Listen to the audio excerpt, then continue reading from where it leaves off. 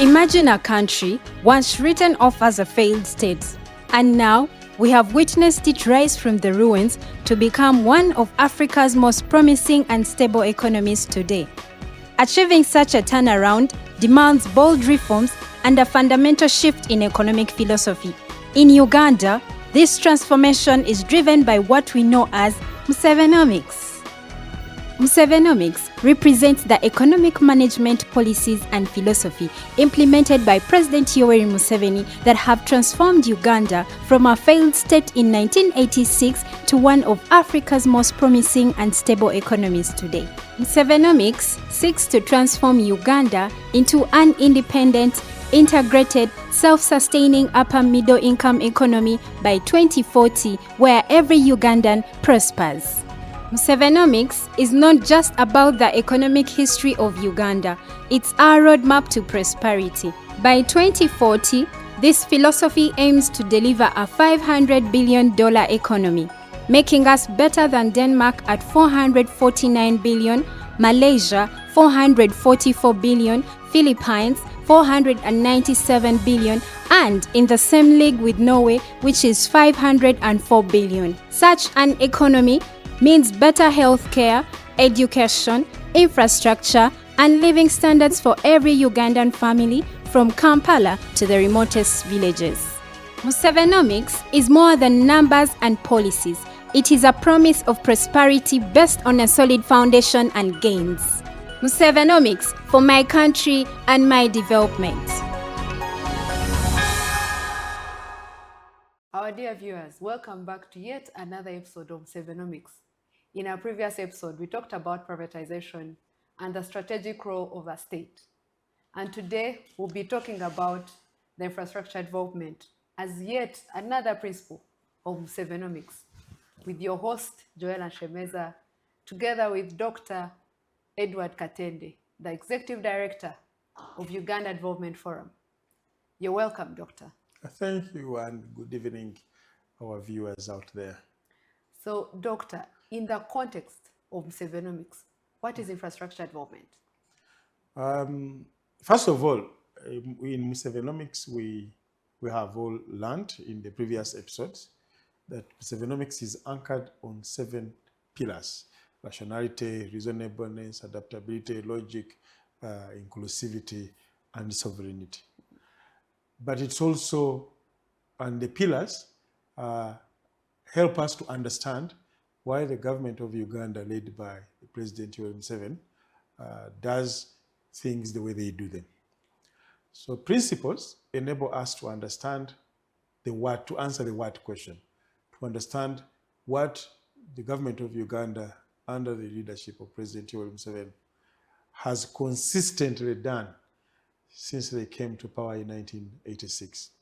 So there are 12 principles, the 12 consistent areas where government has intervened consistently since 1986. Today we are looking at infrastructure as one of those key interventions. And it's a foundational principle of Musevenomics that everything we do after security and stability, once you've got security and stability, you need infrastructure as a key enabler to wealth creation, that everything else we are going to do as a country, once we've got security and stability, we have to invest in infrastructure. This includes roads, rail, water, agricultural infrastructure, industrial infrastructure, ICT, and many others. So it's a broad topic and an area where government of Uganda has consistently invested.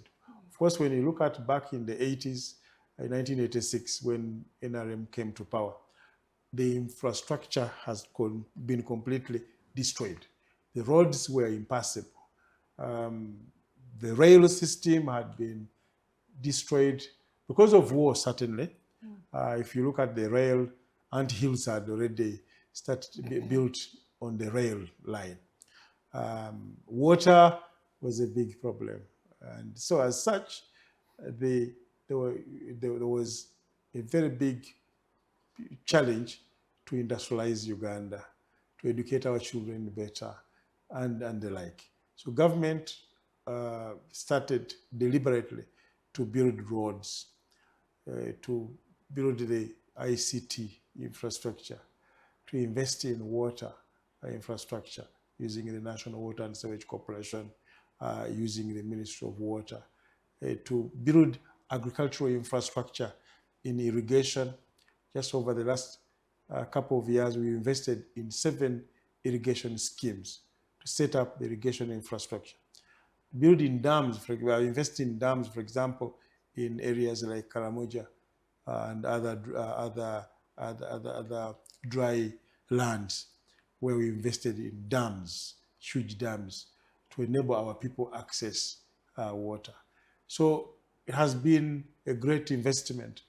Lately, of course, we have been investing in bridges. You see how beautiful the Jinja Bridge looks. Karuma Bridge has been redone.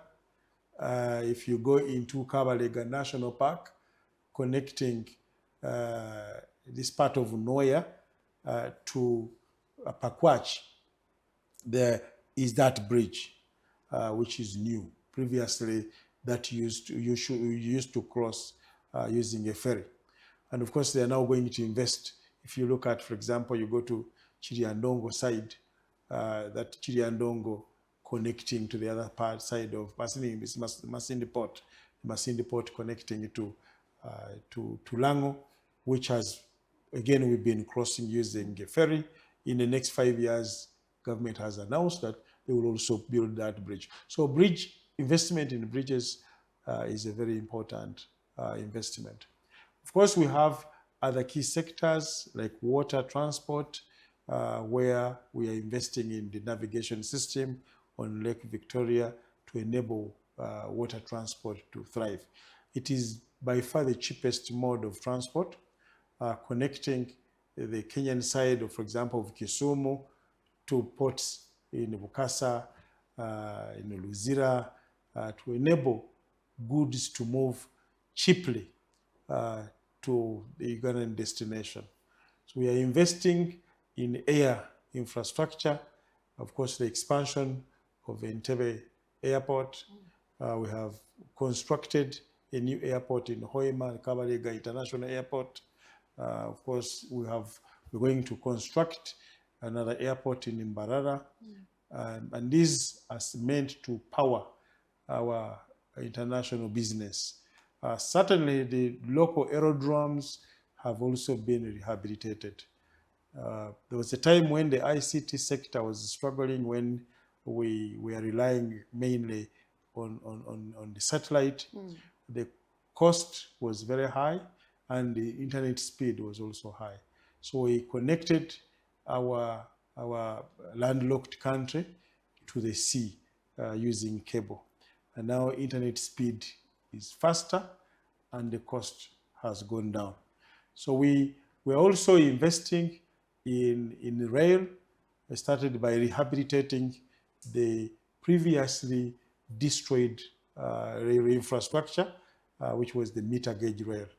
And recently, the president launched the construction of the standard gauge rail, which will connect us to our neighbors in Kenya, and that will be a very fast train, bullet trains moving from Mombasa to Kampala. Of course, we are building industrial infrastructure.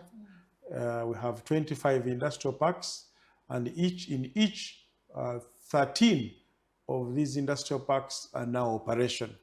In each of those industrial parks, the government is investing in the road network there, in the provision of water, in the provision of electricity. They would take a power station there.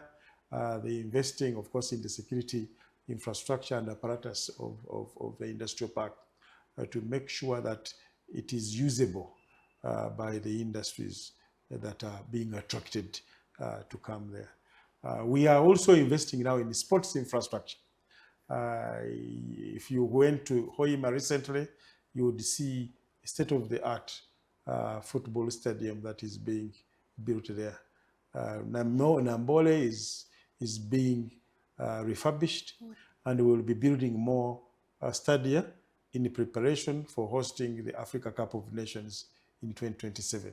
Certainly after 2027, that kind of infrastructure would and the investment in other infrastructures would enable us to even bid for the World Cup, like Morocco is doing in 2030 with Spain.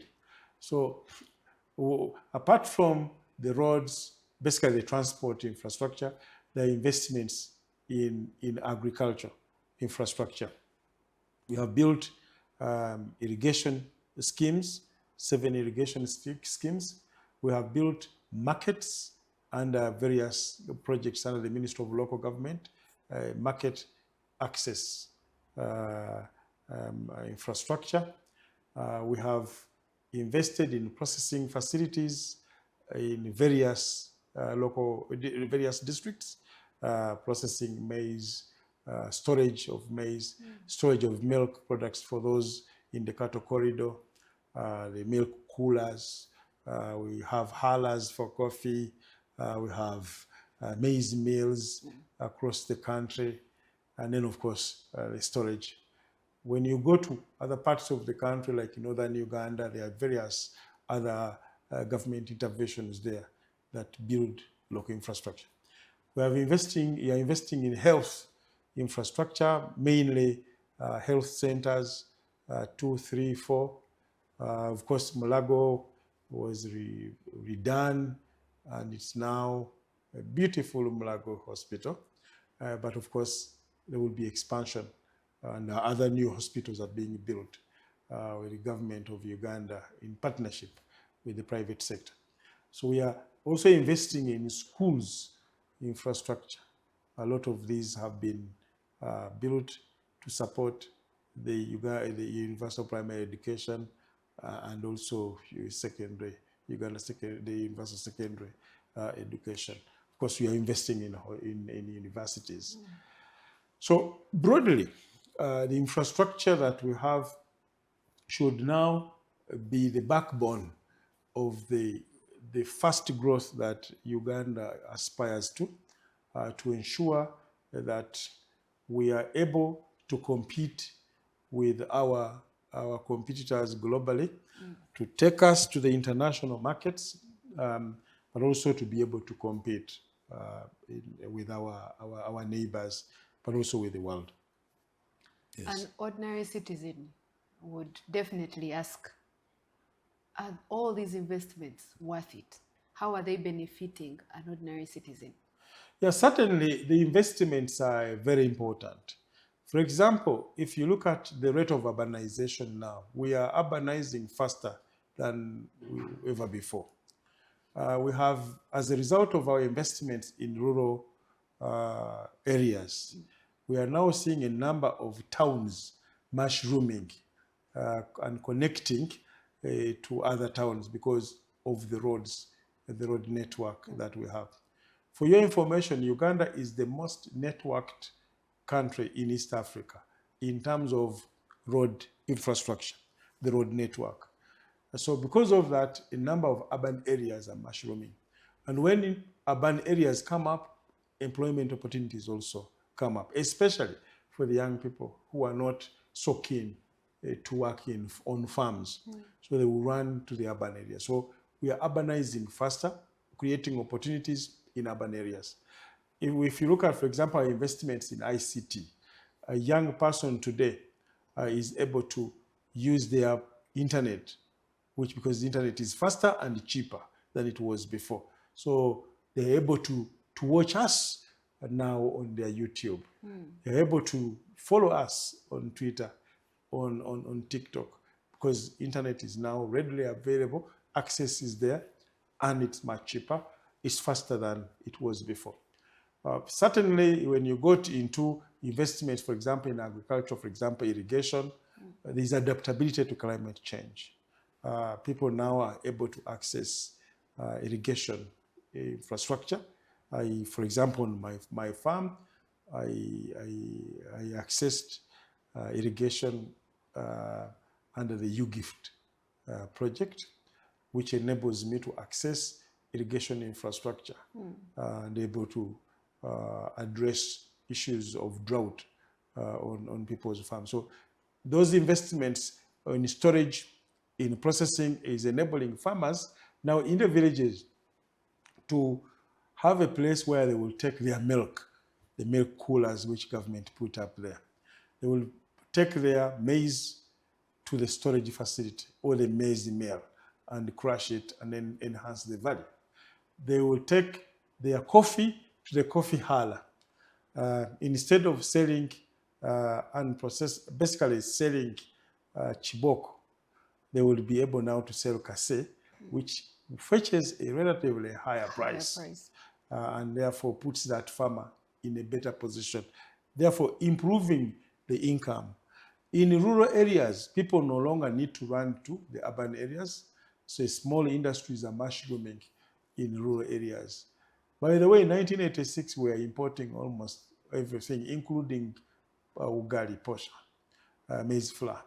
But now if you move around the country, these investments in processing facilities are enabling us to, our villagers, to process their maize and have add value at the local level. And of course, there are benefits in the value addition, as you very well know. Apart from the human food, they will also not waste the bland, which becomes an input into their feeds and the feed industry. So for an ordinary Ugandan, it becomes easier for you to move from one place to another. In the 80s, in the 86, and even later in the 90s, moving from Gomba to Kampala, it was a tug of war. Of course, there was only one bus. If you missed it at 4 a.m., you have to wait another day. It will take you about 3 days to move from Fort Portal to Kampala, about five days to move from Kabale, Chisoro to Kampala. The roads were impassable. The cars were breaking down. Shock absorbers were being affected on a regular basis. But now with clean, with a smooth road network, you leave Chisoro in the morning, within 6-7 hours, you are in Kampala. And of course, other industries are mushrooming. For example, tourism industry is growing. Hotels are being established by the private sector, and local tourism is also booming. Our investments, for example, in Kalangala, enabled us to open up the Kalangala, Sese Island, as a tourist hotspot, especially for young people who want to go there for a weekend and have fun.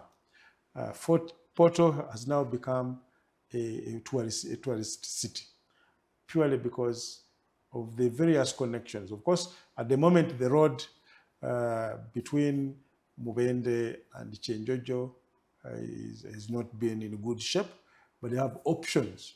So you can use Mbarara, go through the Queen Elizabeth National Park, see the Rwenzori in Kasese, come and sleep in Fort.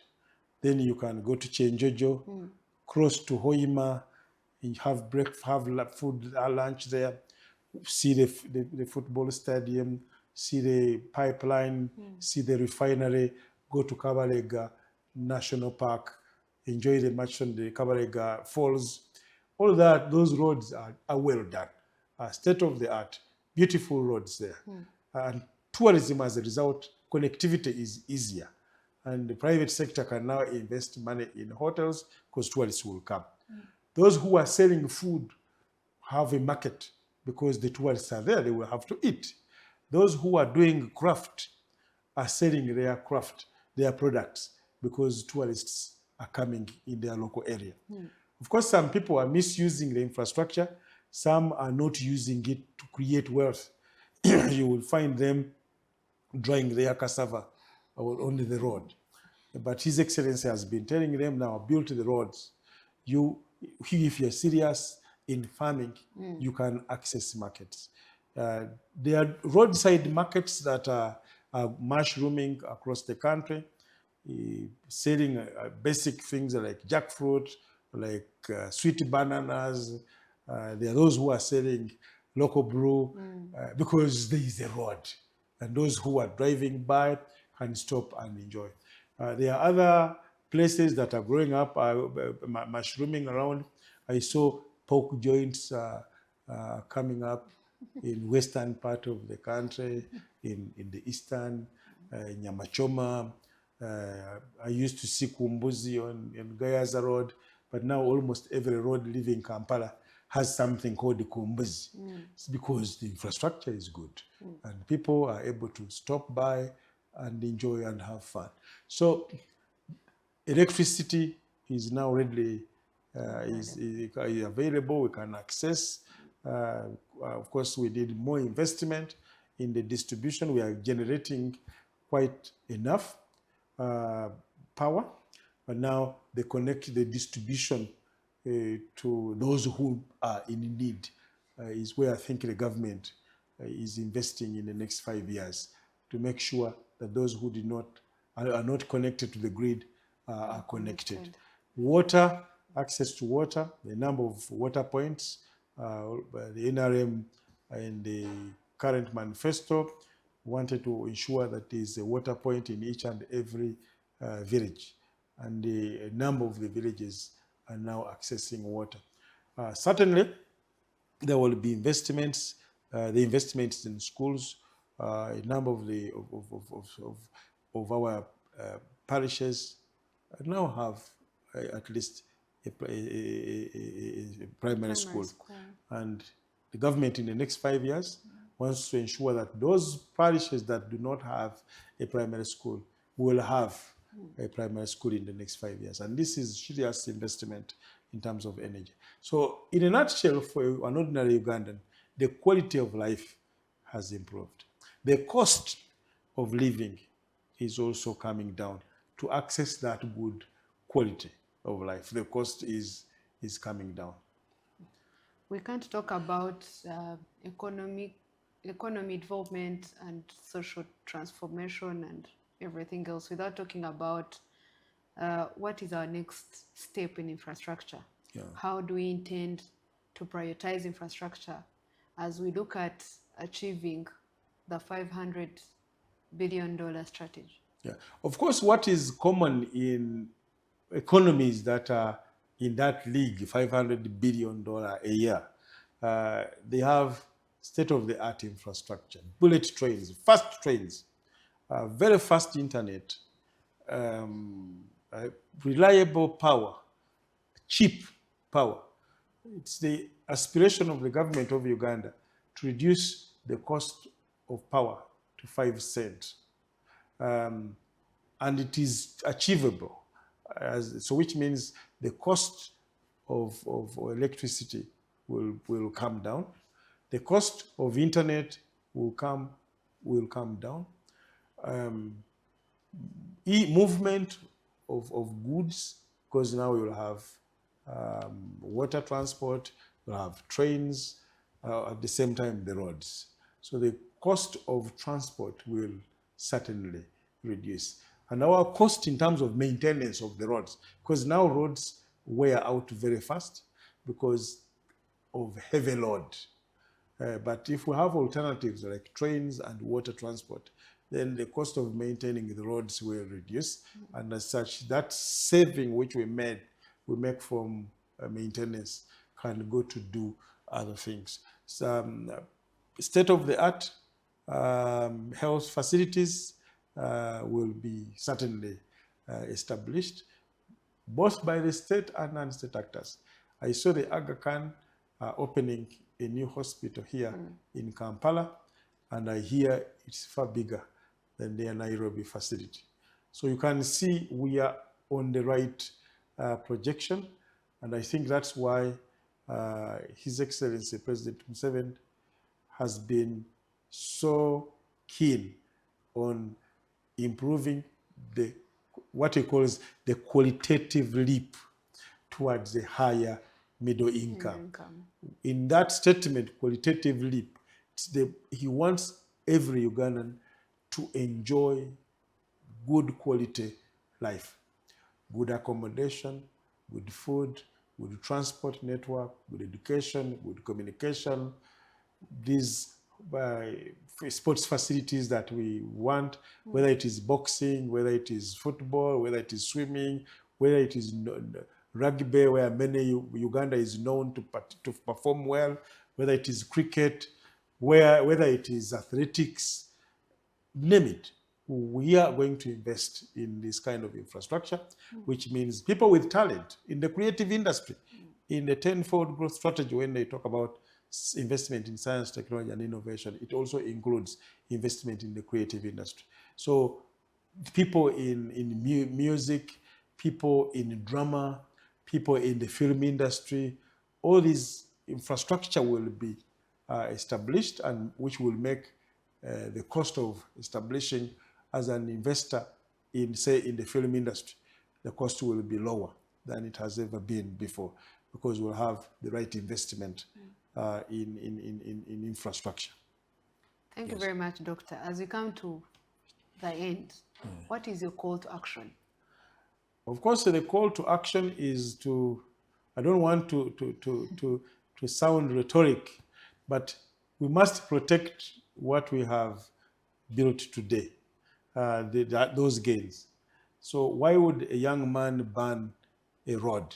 So when you ban these roads, certainly you are destroying the investment and the great gain in terms of infrastructure. I saw a person in Karamoja who got a gun and fired at a transformer. So that kind of recklessness is unacceptable. So we must protect our infrastructure gains, and then look forward to a brilliant future. Uganda, in the next 5 to 15 years, is going to be a very beautiful country. It is going to, in terms of working in, it will be great to live in. From Kampala to the remotest part of the country, we expect the quality of life to be far, far better than it is today. And for those who will be alive, many will be, because the life expectancy has improved. So many Ugandans who are young today will be around in the next 5 to 15 years to see this beautiful and exciting country to live in. So my call to action is to protect the gains. Thank you very much, Doctor. Thank you for your time. Thank you, our dear viewers, for listening in, and we hope to see you on our next episode. Don't forget to follow Musevenomics on all our online platforms, X, YouTube, WhatsApp channel. Please follow, and you'll be getting all this information every time, whenever we can. Thank you very much. It has been lovely having you this evening. Imagine a country once written off as a failed state, and now we have witnessed it rise from the ruins to become one of Africa's most promising and stable economies today. Achieving such a turnaround demands bold reforms and a fundamental shift in economic philosophy. In Uganda, this transformation is driven by what we know as Musevenomics. Musevenomics represents the economic management policies and philosophy implemented by President Yoweri Museveni that have transformed Uganda from a failed state in 1986 to one of Africa's most promising and stable economies today. Musevenomics seeks to transform Uganda into an independent, integrated, self-sustaining upper middle-income economy by 2040, where every Ugandan prospers.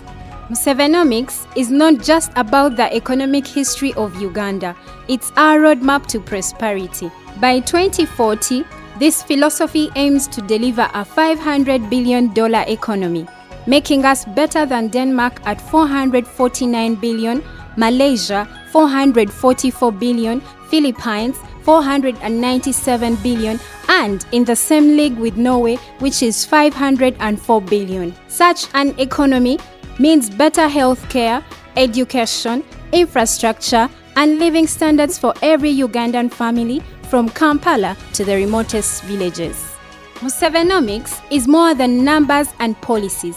It is a promise of prosperity based on a solid foundation and gains. Musevenomics for my country and my development.